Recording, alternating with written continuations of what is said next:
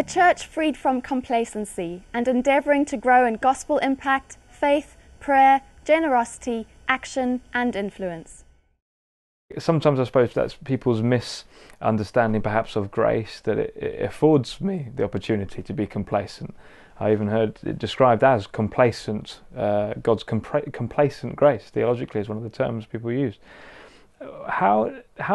How do you think complacency sets in, and how do grace and complacency work together? Yeah, no, it's a very good question. I think that it's possible to get hold of a theology of grace that doesn't really invade the heart and somehow doesn't explode with joy and appreciation, and, as you say, kind of lends itself to indifference. Well, I've got grace, so I think the Bible even speaks of that. It says don't use grace as a covering for other kind of activity. And so really I think we constantly come back to Jesus and look at his zeal for the Father. He modelled sonship for us. He modelled what it is to live as a child of God. And he was just saying, my meat is to do the will of him who sent me and to accomplish that work. There was a passion in him to do what God had given him to do. And in the end, in John 17, I've done the thing, I've done the work you gave me, I've accomplished it. That word accomplish is great. And actually it's the very word he cried out from the cross. It is accomplished. I've done what you gave me to do. Well, what could be more wonderful than being motivated? Think, God, there are works prepared in advance for me. What a privilege is this? And so we don't just let anything do casual. I want to live also the light that all my works will be tested. They're going to be tried with fire to find their quality, and some will be rewarded, and it says some will suffer loss because the very thing we did was casual. It was wood, hay, straw. That day is coming for us, and that should instill a real fear of God in an appropriate way. So I want to serve the Lord out of a heart and an awareness he is God. I'm not. I'm going to meet him one day. I want to live in the light of that. I guess in a sense zeal isn't something learned mechanically. It's not something you learn the principle of, but is more like a contagious thing.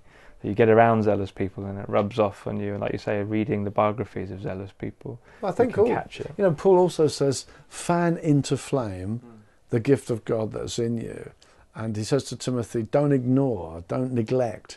And so he's saying about Timothy, who's outstanding young servant, I realise things can grow dull. So fan it into flame, stimulate, stir up. And I think, the gifts of the Spirit are given to us by God.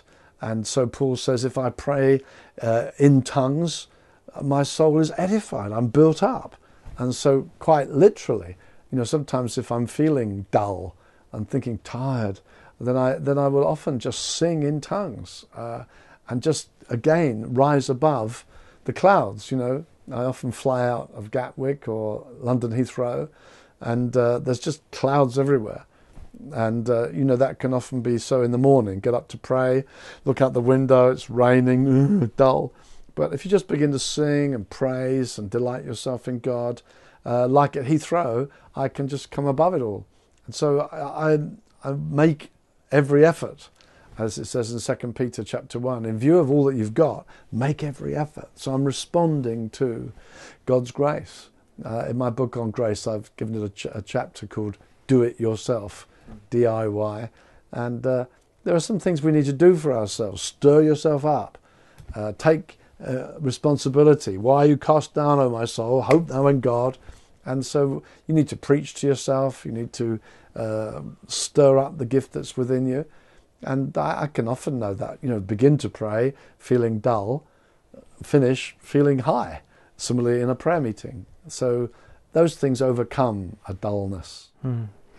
How does a leader then stir the same in his people? How does a leader stir his people towards prayer and into faith? I think it's always, from a shepherd's point of view, to be ahead of the flock. So he needs to give an example. He needs to lead. And I would say one of the ways that a man could perhaps lead a church that's grown dull is to get near to him, people who he feels they are zealous, they somewhat share his heart, and maybe just collect a little group of guys. Let's pray together. And then let the burnings come from the centre and burn outward. I don't think we need to beat the people up. I've always found over the years, you gather a small nucleus to pray and God comes, you'll find people want to join that. So I would say encourage those who do have their own zeal rather than, I think sometimes pastors go for people on the edge who are backslid and spend all their time trying to win them in. I think it's better to encourage the ones who are already motivated to go even further, and I think that will stimulate others to follow.